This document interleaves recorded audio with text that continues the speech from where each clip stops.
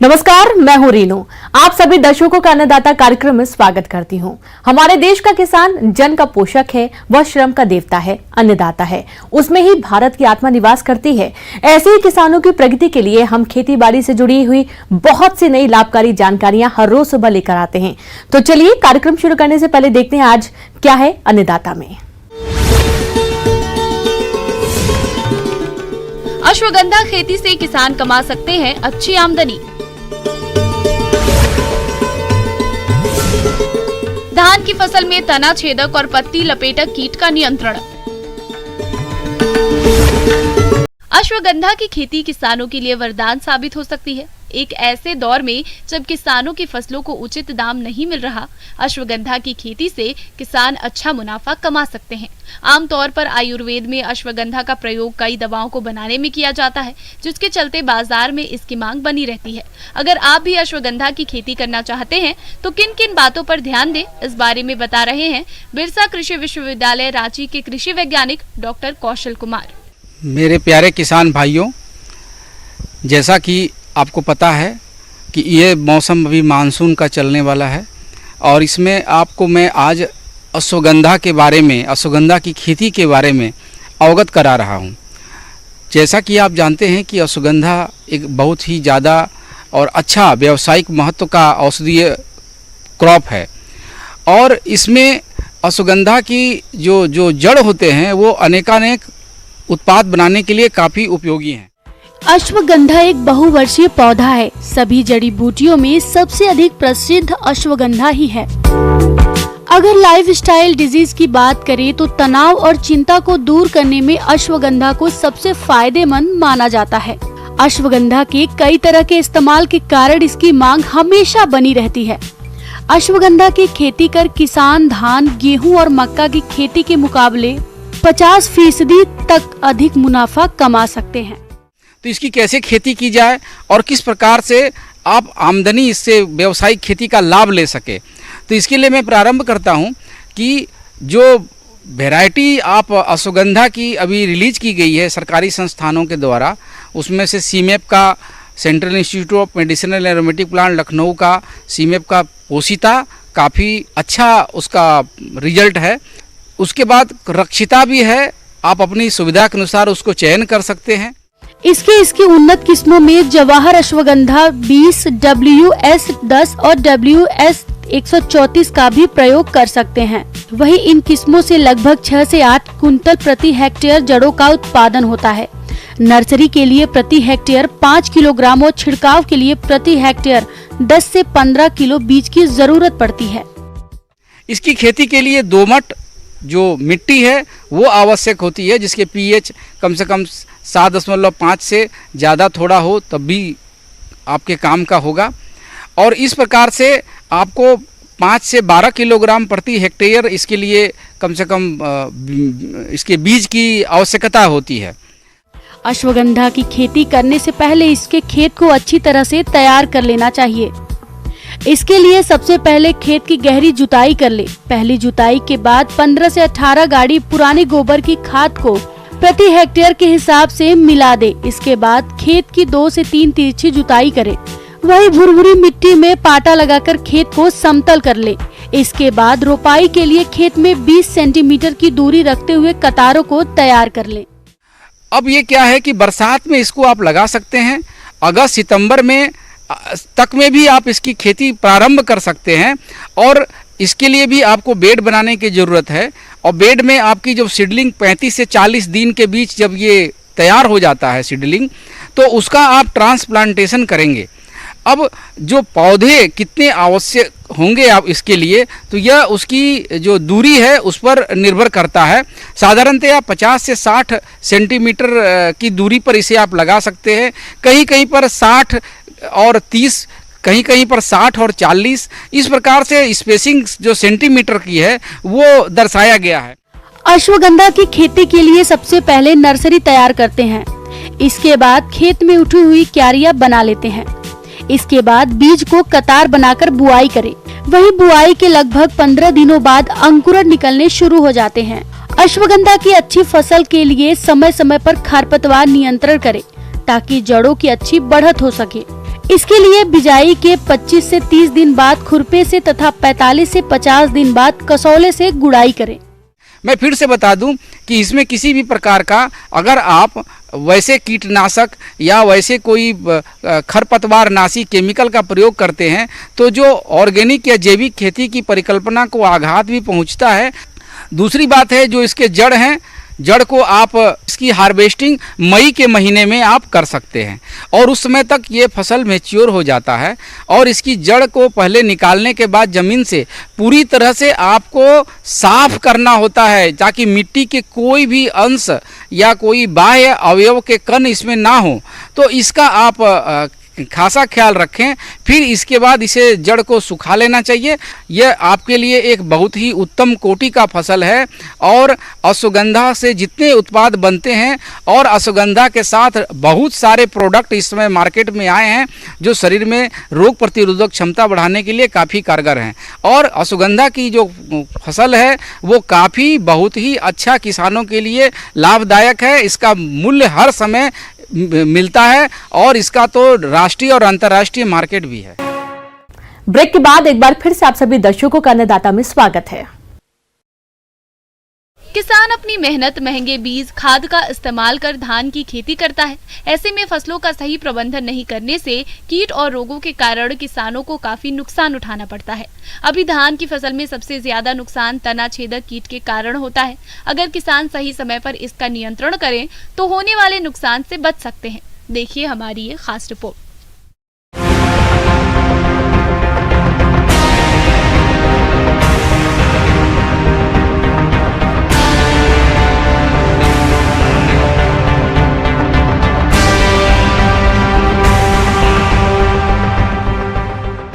किसान भाई, आज हम मुखातिब हुए हैं धान के प्रमुख कीट और उसका निदान कैसे किया जाए, इस विषय में हम चर्चा करेंगे आपसे।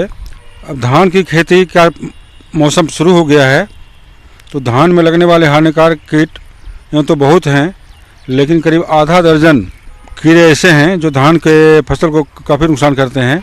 उसमें से प्रमुख हैं तना छेदक, पत्र लपेटक, बाकी या बकिया, बभनी, गंधी कीट और भूरा मधुआ। ये कीड़े धान के फसल को काफी नुकसान करते हैं। वहीं यदि बात करें तना छेदक के लक्षण के, तना छेदक पौधे में लग जाता है, वह तना को अंदर से खाता रहता है।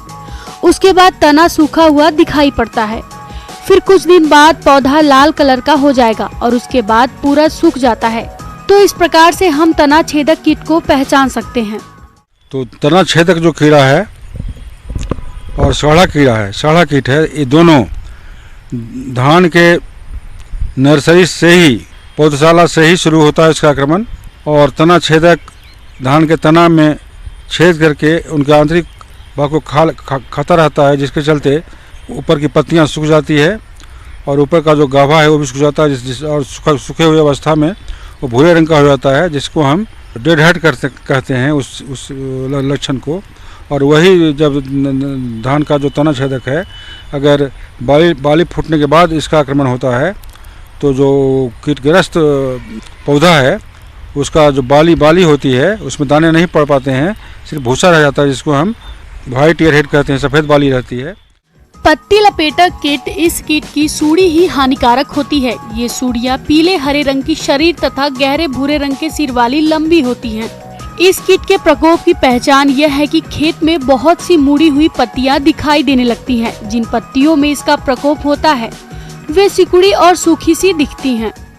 उसके अलावा पत्र लपेटक जो कीड़ा है, पत्ता को लपेट देता है और उसके पत्र लपेटन में ही निवास करते हुए उसका जो लार्वा है, पिल्लू है, शिशु है, उसके क्लोरोफिल को खाया जाता है। गंधी कीट है, गंधी कीट भी धान के जो नवजात बालियाँ होती है उसके रस को चूस डालती है, दूध को चूस डालती है, इससे दाना नहीं पड़ पाते हैं।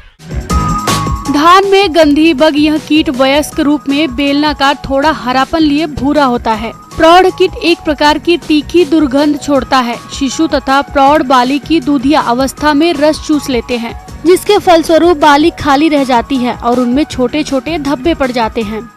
इसलिए निदान, इसका निदान क्या हो, इस पर हम आते हैं। तो धान का जो जब आप पौधशाला में जब उसका बीज गिराते हैं और उसका जो पौध तैयार होता है तो तो पौध तैयार होते होते धान प्रायः 3 सप्ताह का जो बिचड़ा होता है उसको आप लगाते हैं। तो उखाड़ने 1 सप्ताह पहले इस बीज स्थली में फिप्रोनिल नामक दानेदार कीटनाशी या काटप हाइड्रोक्लोराइड नाम का दानेदार कीटनाशी में से किसी एक का 100 ग्राम प्रति 100 वर्ग मीटर में इसका छिड़क दें खाद की तरह। और जब रुपाई करनी होती है तो बिचड़ों के जड़ों का उपचार आप इमिडाक्लोपिड नाम के कीटनाशी के जलीय घोल से उसको बीड़ा का जो बंडल बनाते हैं बिचड़ा का, उसके बंडल के जड़ को उसमें डुबा दीजिए शाम में। कल होकर से रुपाई करने से बहुत सारा कीड़ा जो हम गिन गए हैं उसका आक्रमण करीब 1 सप्ताह तक 1 महीने तक नहीं होता है। उसके अलावा जब धान मुख्य खेत में रोप देते हैं तो रुपाई के 3 सप्ताह बाद मुख्य खेत में जब खेत में पानी अस्थिर हो, बहता हुआ पानी नहीं हो, उस अवस्था में फिप्रोनिल नाम का दानेदार कीटनाशी है या काटप हाइड्रोक्लोराइड का जो दानेदार कीटनाशी है उसमें से किसी एक का 25 किलो प्रति हेक्टेयर की दर से खाद की तरह उसमें छींट दें। कीट रोकथाम के उपाय: फसल में संतुलित उर्वरक का प्रयोग करें। गर्मी की गहरी जुताई करनी चाहिए। वही खेत में जगह जगह पर 10 से 12 फेरोमोन ट्रैप प्रति हेक्टेयर लगाएं। 1 से 2 प्रकोपित पत्ती दिखाई देने पर प्रोफेनोफास 1 लीटर प्रति हेक्टेयर या क्यूनालुफास 25 EC 1.5 लीटर पानी में घोलकर प्रति हेक्टेयर की दर से छिड़काव करें। और जब आपका फसल करीब 40-45 दिन का हो जाए तब आप फ्लूबेंडियमाइड नाम का तरल कीटनाशी है उसका 100 मिलीलीटर प्रति हेक्टेयर पानी में घोल बना करके इसे खड़ी फसल पर साफ मौसम में छिड़काव करें। तो ऐसा करने से आपका बहुत सारा कीड़ा जिसके बारे में हम चर्चा किए हैं समूह का निदान हो जाएगा। और जब गंधी बग का आक्रमण धान फूटने के समय हो, दाना पड़ने के समय हो, तो उस समय धान अगर कीड़ा का आक्रमण की तीव्रता ज़्यादा हो, धूल आता है या फिनभाल का धूल आता है, उसमें से दोनों में से किसी एक का 25 किलो प्रति हेक्टेयर की दर से सुबह की बेला में जिसमें शीत पड़ा रहता है उसका भुरकाव करें खड़ी फसल पर। तो ऐसा करने से जो गंधी कीट का प्रकोप होता है उसको रोक सकते हैं। और इस तरह से धान में होने वाले कई तरह के कीड़ों से जो नुकसान होता है उसको रोक सकते हैं और भरपूर उपज ले सकते हैं। ब्रेक के बाद एक बार फिर से आप सभी दर्शकों का अन्नदाता कार्यक्रम में स्वागत है।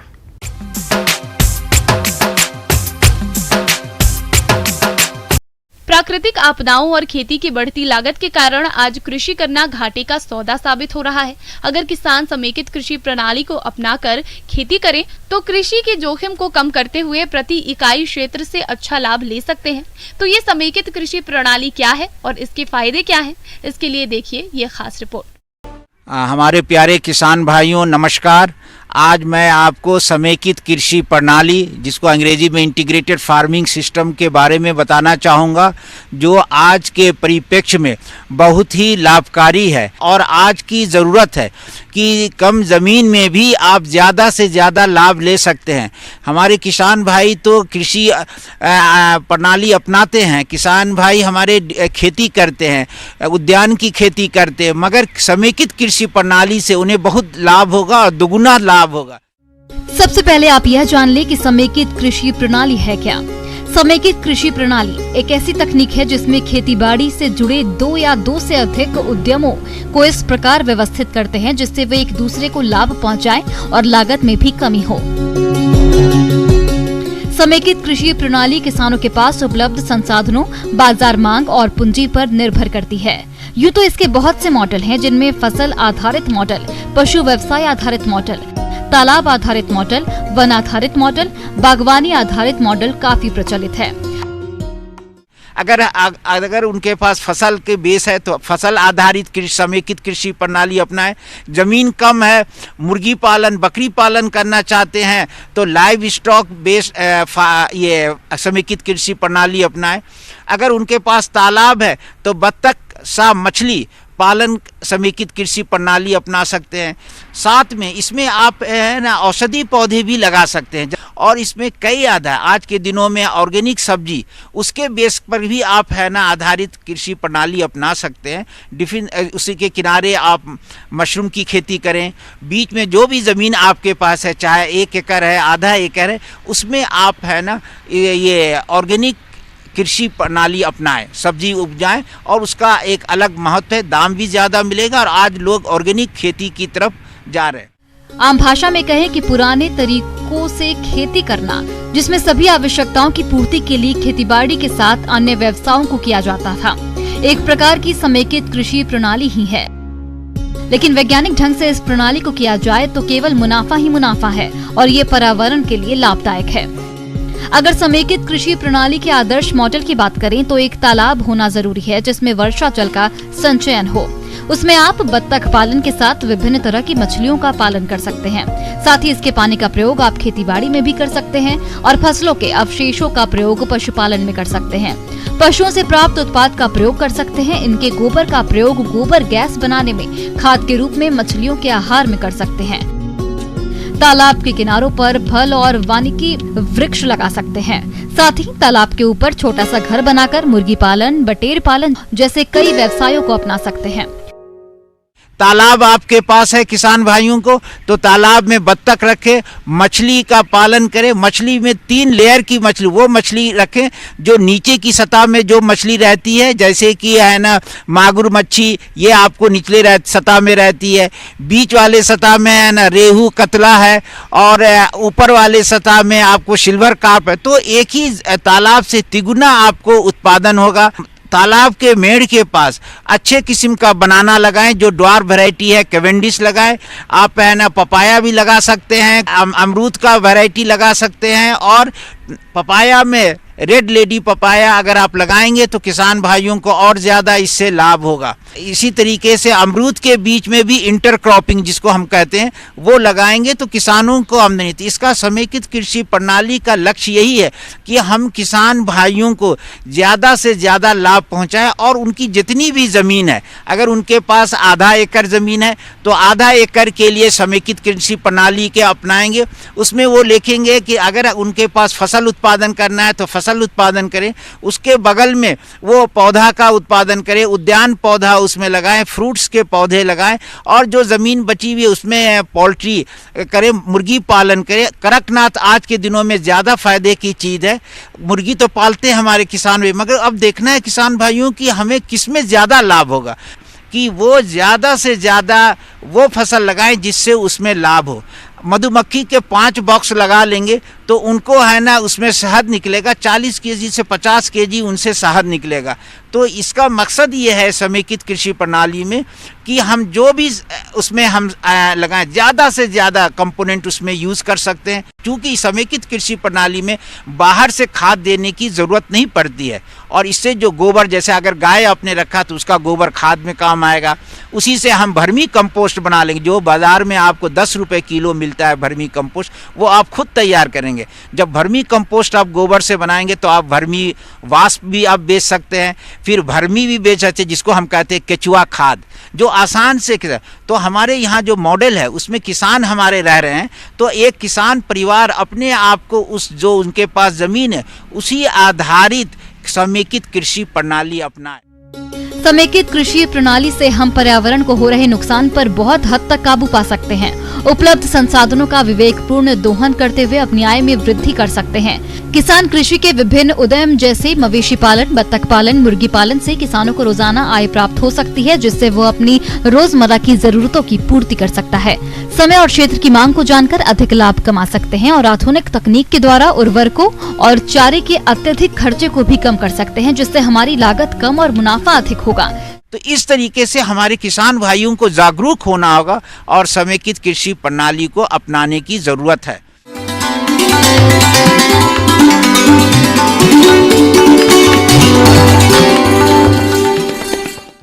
आइए जानते हैं अन्नदाता निःशुल्क फोन के माध्यम से पूछे गए समस्याओं का समाधान।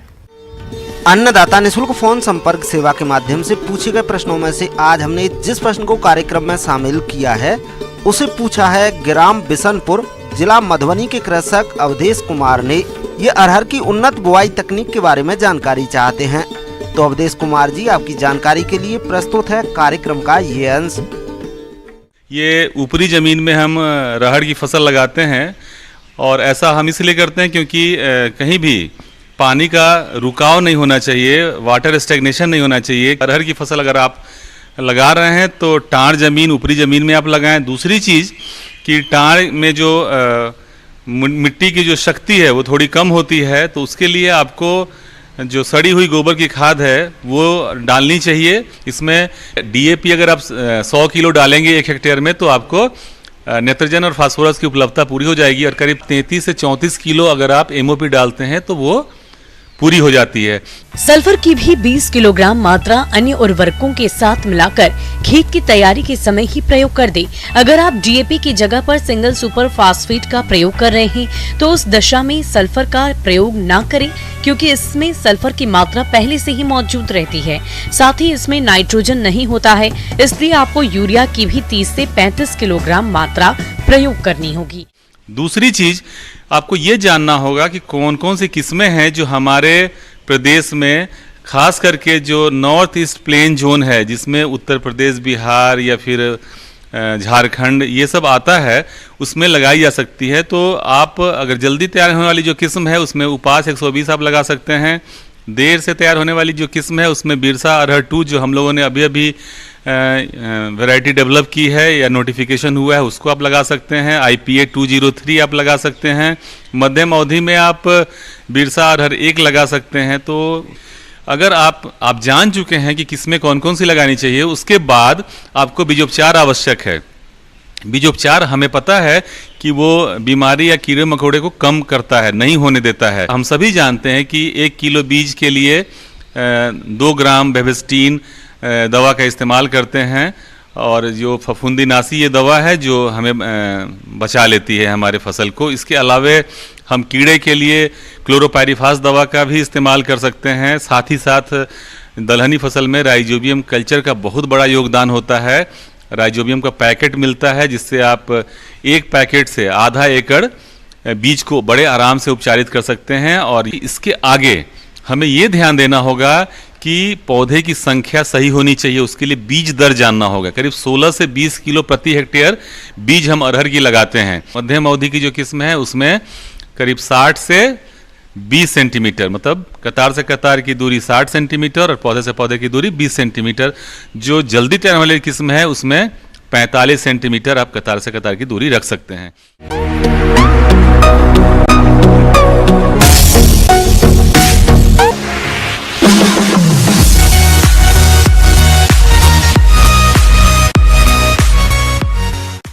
एक नजर डालते हैं राज्य के कुछ मंडियों के प्रमुख फसलों के बाजार भाव पर।